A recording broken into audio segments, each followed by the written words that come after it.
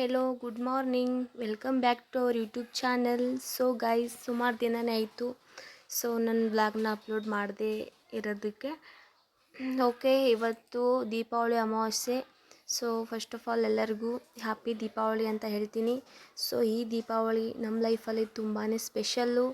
So ಅದ್ರ ಜೊತೆಗೆ 2025 ಬರುವಂಥ ಪ್ರತಿಯೊಂದು ಹಬ್ಬ ಆಗಿರ್ಬೋದು, ಅಮಾವಾಸ್ಯೆ ಆಗಿರ್ಬೋದು, ಪ್ರತಿಯೊಂದು ಕೂಡ ನಾವು ತುಂಬ ಅಂದರೆ ತುಂಬಾ ಇಷ್ಟಪಡ್ತೀನಿ. ಏನಕ್ಕಂದರೆ ಈ ಇಯರು ನಮಗೆ ತುಂಬ ಸ್ಪೆಷಲ್ ಆಗಿತ್ತು.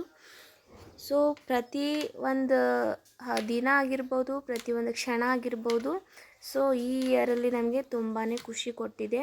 ಸೊ ಈ ಇಯರ್ನ ನಾನು ಯಾವತ್ತೂ ಮರೆಯೋದಿಲ್ಲ. ಸೊ ನಮ್ಮ ಲೈಫಲ್ಲಿ ನಡೆದೇ ಇರೋದನ್ನು ಕೂಡ ಈ ಇಯರ್ ತುಂಬಾ ನಮಗೆ ಖುಷಿ ತಂದು ಕೊಟ್ಟಿದೆ. ಸೊ ಹಾಗಾಗಿ ಎಲ್ಲರಿಗೂ ಮತ್ತೊಮ್ಮೆ ದೀಪಾವಳಿ ಹಬ್ಬದ ಶುಭಾಶಯಗಳು. ಸೊ ನಿಮ್ಮ ಬಾಳಲ್ಲಿ, ನಿಮ್ಮ ಬದುಕಲ್ಲಿ ಯಾವಾಗಲೂ ದೀಪಾವಳಿ ಹಬ್ಬ ಬೆಳಕನ್ನೇ ತರಲಿ, ಆಯುಷ್ಯ ಆರೋಗ್ಯದ ಜೊತೆಗೆ ಈ ಒಂದು ಬೆಳಕಿನ ಹಬ್ಬನ ಆಚರಿಸೋಣ.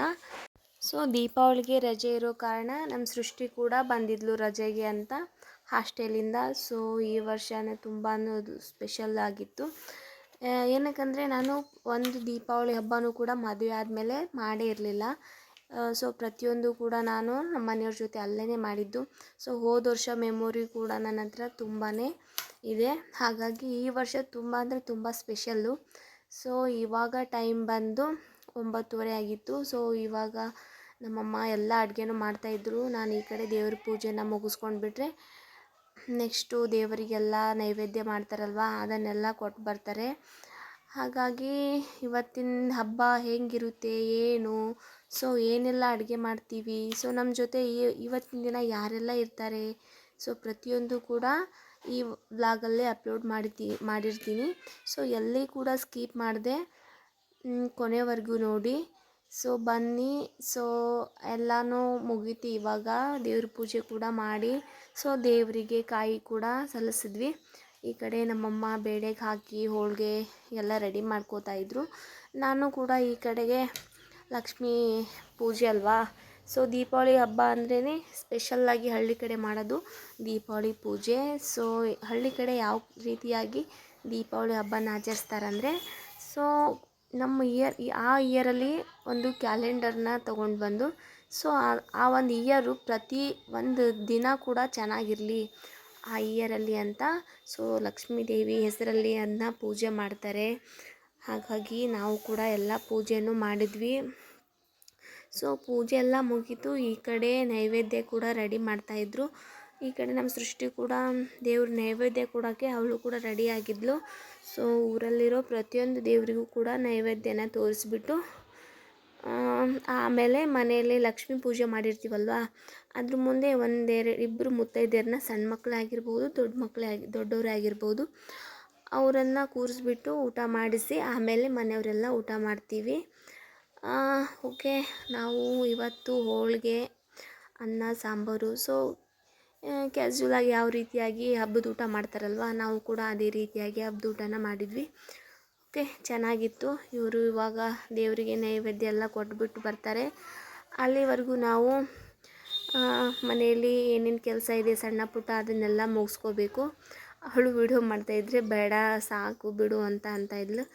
ಸೊ ನನ್ನ ಬ್ಲಾಗಲ್ಲಿ ಅವರು ಕಾಣಿಸ್ಕೊಂಡೇ ಇರಲಿಲ್ಲ, ಸುಮಾರು ದಿನ ಆಗಿತ್ತು. ಹಾಗಾಗಿ ಸ್ವಲ್ಪ ಕ್ಲಿಪ್ಪಿಂಗ್ಸ್ ಇರಲಿ ಅಂತ ಹೇಳಿ ತೊಗೊಳ್ತಾ ಇದ್ದೀನಿ. ಈ ಕಡೆ ಟೈಮ್ ಬಂದು 1 ಗಂಟೆ 1:15 ಆಗಿತ್ತು. ಅಷ್ಟೊತ್ತಿಗೆ ನಮ್ಮ ಕೆಲಸ ಎಲ್ಲ ಮುಗಿಸಿ ನಿದ್ದೆ ಕೂಡ ಮಾಡಿ ಎದ್ಬಿಟ್ಟಿದ್ವಿ. ಸೊ ಮಡಿಕೇರಿಯಿಂದ ನಮ್ಮ ಯಜಮಾನ್ರು ಕೂಡ ಬಂದಿದ್ದರು.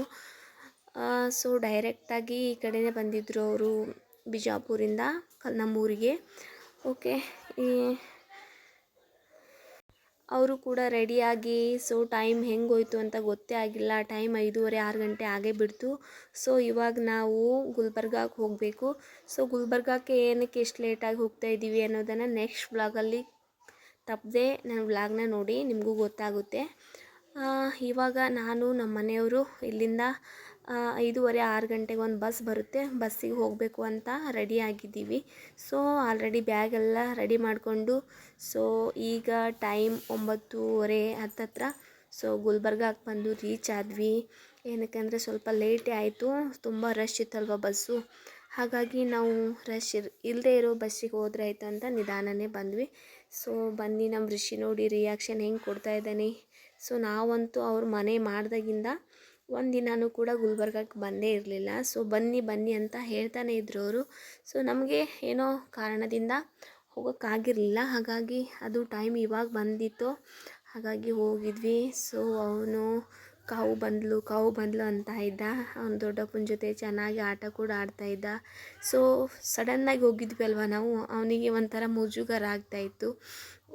ನೀವು ಸಡನ್ನಾಗಿ ಬಂದುಬಿಟ್ಟಿದ್ದಾರೆ ಅಂತ ಅನ್ಕೋತಾ ಇದ್ದ. ಸೊ ಹೋದ ತಕ್ಷಣ ಮಕ್ಕಳಂದರೆ ಹಂಗೆ ಅಲ್ವಾ, ಸಡನ್ನಾಗಿ ಯಾರ ಹತ್ರನೂ ಬರಲ್ಲ. ಸೊ ಅಡ್ಜಸ್ಟ್ ಆಗೋಕ್ಕೆ 1 ಅಥವಾ 2 ದಿನ ಬೇಕೇ ಬೇಕು. ಹಾಗಾಗಿ ನಾವು ಏನಂದರೆ ಸ್ವಲ್ಪ ಲೇಟಾಗೇ ಬಂದಿರೋದ್ರಿಂದ ಸ್ವಲ್ಪ ಕೆಲಸನೂ ತುಂಬಾ ಇತ್ತು. ಸೊ ಬಂದ ತಕ್ಷಣ ನಾವು ಮುಖನ ತೊಳೆದು ಸೊ ಶಾಪಿಗೆ ಹೋಗಬೇಕಾಗಿತ್ತು ಸ್ವಲ್ಪ, ಹಾಗಾಗಿ ಹೋದ್ರಾಯ್ತು ಅಂತ ರೆಡಿ ಆಗ್ತಾ ಇದ್ದೀವಿ. ಸೊ ನಾವು ರೆಡಿ ಆಗೋಷ್ಟರಲ್ಲಿ ಇವರು ಸ್ವಲ್ಪ ಅಪ್ಪ ಮಕ್ಕಳು ಆಟ ಆಡಿಕೊಂಡು ತಮಾಷೆ ಮಾಡಿಕೊಂಡು ಆಟ ಆಡ್ತಾಯಿದ್ದಾರೆ. ಸೊ ಓಕೆ, ನಾವು ಕೂಡ ಬೇಗ ರೆಡಿ ಆಗಿಬಿಟ್ಟು ಬಂದು ಸಿಗ್ತೀನಿ ನಿಮಗೆ. ಏನಕ್ಕೆ ನಾವು ಇಷ್ಟು ಲೇಟಾಗಿ ಶಾಪಿಗೆ ಹೋಗ್ತಿದ್ದೀವಿ ಅಂದರೆ ಸ್ವಲ್ಪ ಶಾಪಿಂಗ್ ಇತ್ತು, ಹಾಗಾಗಿ ಸ್ವಲ್ಪ ಬೇಗ ಬಂದರೆ ಇನ್ನೂ ಸ್ವಲ್ಪ ನಾವು ನೀಟಾಗಿ ಶಾಪಿಂಗ್ ಮಾಡ್ಬೋದಿತ್ತು. ಸೊ ಇವಾಗ ಟೈಮ್ ಇಲ್ಲದೆ ಕಾರಣ ಸೊ ಎಷ್ಟು ಇವಾಗ ಇಂಪಾರ್ಟೆಂಟ್ ಇದೆ ಅಷ್ಟು ಮಾತ್ರ ಶಾಪಿಂಗ್ ಮಾಡ್ಕೊಂಡು ಬರೋಣ ಅಂತ ಹೋಗಬೇಕು ಎಲ್ಲರೂ. ಇವಾಗ ಹೋಗ್ಬಿಟ್ಟು ಬರೋಷ್ಟೊತ್ತಿಗೆ ಟೈಮ್ ಎಷ್ಟಾಗುತ್ತೆ ಅಂತ ಗೊತ್ತಿಲ್ಲ. ಸೊ ಓಕೆ, ಹೋಗ್ಬಿಟ್ಟು ಬರ್ತೀವಿ. ನಮ್ಮ ಋಷಿ ನೋಡಿ ಆಲ್ರೆಡಿ ರೆಡಿ ಆದ, ಪ್ಯಾಂಟು ಶರ್ಟ್ ಹಾಕ್ಕೊಂಡ್ಬಿಟ್ಟು. ಸೊ ಇನ್ನು ಅವನಿಗೆ ಒಂದು ಕನ್ನಡಕ ಐತಲ್ಲ, ಒಂದು ಚಸ್ಮಾ ಹಾಕ್ಕೊಳ್ತಾ ಇದ್ದ, ಅದನ್ನ ಎಗ್ರಿ. ಸೊ ಎಷ್ಟು ಕ್ಯೂಟಾಗಿ ತೋರಿಸ್ತಾ ಇದ್ದಾನೆ ಅಂದರೆ ಇಲ್ಲಿ ಹಾಕೋಬೇಕದು, ಇಲ್ಲಿ ಹಾಕೋಬೇಕು ಅಂತೇಳಿ. ನನಗೂ ಸ್ವಲ್ಪ ಕೊಡು ಅಂತ ಇದ್ದರೆ ಕೊಡೋದಿಲ್ಲ ಅಂತ ಹೇಳ್ತಾ ಇದ್ದ. ಸೊ ಮಕ್ಕಳಂದರೆ ಹಾಗೆ ಅಲ್ವಾ, ಯಾವತ್ತೂ ಅವ್ರದನ್ನು ಯಾರಿಗೂ ಬಿಟ್ಟು ಕೊಡೋದಿಲ್ಲ. ಅವ್ರದ್ದು ಏನಂತಾರಲ್ಲ, ತಮ್ಮ ವಸ್ತುನ ತಾವು ತುಂಬಾ ಜೋಪಾನವಾಗಿ ಕಾಯ್ಕೋತಾರೆ. ಹಾಗಾಗಿ ಸೊ ಓಕೆ, ಆಲ್ರೆಡಿ ರಿಷಿ ಅವರು ಒಳ್ಳೆ ಹೀರೋ ಥರ ರೆಡಿ ಆದರು. ನೋಡಿ ಹೆಂಗೆ ಕಾಣಿಸ್ತಾ ಇದ್ದಾನಂತೆ. ಓಕೆ, ಇವಾಗ ನಾವು ಹೋಗಬೇಕು ಅಷ್ಟೇ. ಅವನ ಕೆಲಸ ಏನು, ಹೋಗಬೇಕು, ಆಚೆ ಹೋಗಬೇಕು ಅಂತ ಇದ್ದ. ನಮಗೇನಂದರೆ ಇವಾಗ ದೀಪಾವಳಿ ಹಬ್ಬ ಇರೋದ್ರಿಂದ ಸೊ ಪ್ರತಿಯೊಂದು ಶಾಪಲ್ಲಿ ಕೂಡ ಪೂಜೆ ಮಾಡ್ತಿರ್ತಾರೆ. ಸೊ ಓಪನ್ ಇರುತ್ತೋ ಇಲ್ಲೋ ಅನ್ನೋ ಒಂದು ಭಯದಿಂದನೇ ಹೋಗಿದ್ವಿ. ಏನಕ್ಕಂದರೆ ಪೂಜೆ ಎಲ್ಲ ಮಾಡಿದರೆ ಅವರು ಶಾಪಲ್ಲಿ ಯಾವುದೇ ರೀತಿ ಬಟ್ಟೆ ಆಗಿರ್ಬೋದು ಏನೂ ಕೂಡ ಕೊಡೋದಿಲ್ಲ. ಹಾಗಾಗಿ ಕೆಲವರು ಇವತ್ತು ಮಾಡಿರ್ತಾರೆ, ಇನ್ನು ಕೆಲವರು ಇನ್ನೊಂದು ಪಾಡ್ಯ ದಿನ ಮಾಡಿರ್ತಾರೆ, ಇನ್ನು ಕೆಲವರು ಪಂಚಮಿ ದಿನ, ಆ ಕಡೆ ಪಂಚಮಿ ಅಂತಾರಲ್ಲ ಅವತ್ತು ಮಾಡಿರ್ತಾರೆ. ಸೊ ಹೋದ್ವಿ, ನೋಡೋಣ ಯಾವುದಾದ್ರೂ ಒಂದು ಓಪನ್ ಇದ್ದೇ ಇರ್ಬೋದು, ನೋಡೋಣ. ಎಲ್ಲರೂ ಒಟ್ಟಿಗೆ ಅಂತೂ ಒಂದೇ ದಿನ ಮಾಡಲ್ಲ. ಸೊ ಅವ್ರ ಅನುಕೂಲ ತಕ್ಕಂಗೆ ಮಾಡಿರ್ತಾರೆ, ನೋಡೋಣ. ಸಿಗ್ಬೋದು, ಯಾವುದಾದ್ರೂ ಶಾಪ್ ಓಪನ್ ಇರ್ಬೋದು ಅಂತ ಹೇಳಿ ಹೋಗಿದ್ವಿ. ಸೊ ಓಕೆ, ಇವಾಗ ಅಲ್ಲಿ ಹೋಗಿಬಿಟ್ಟು ಮತ್ತೆ ಸಿಗ್ತೀವಿ. ಸ್ವಲ್ಪ ದೂರನೇ ಇತ್ತು ಅನಿಸುತ್ತೆ, ಸುಮಾರು 2-3 ಕಿಲೋಮೀಟ್ರು. ಓಕೆ, ಇವಾಗ ಬಂದು ಜಸ್ಟ್ ರೀಚ್ ಆದ್ವಿ ನಾವು. ಸೊ ಹಾಗೆ ನೋಡಿಕೊಂಡು ಬರೋದ್ರಲ್ಲಿ ಸೊ ಮಾಂಗಲ್ಯ ಶಾಪಿಂಗ್ ಮಾಲ್ ಓಪನ್ ಇತ್ತು, ಹಾಗಾಗಿ ಅಲ್ಲೇ ಹೋದ್ವಿ ನಾವು ಒಂದು ಸೀರೆನ ತೊಗೊಳಕ್ಕೆ ಅಂತ. ಓಕೆ ಗೈಸ್, ಶಾಪಿಂಗ್ ಎಲ್ಲ ಮುಗಿಸ್ಕೊಂಡು ಮನೆಗೆ ಹೋಗೋಷ್ಟರಲ್ಲಿ ಎಷ್ಟಾಗುತ್ತೆ ಗೊತ್ತಿಲ್ಲ. ಓಕೆ, ನೆಕ್ಸ್ಟ್ ಬ್ಲಾಗಲ್ಲಿ ಮತ್ತೆ ಸಿಗ್ತೀನಿ. Thank you for watching.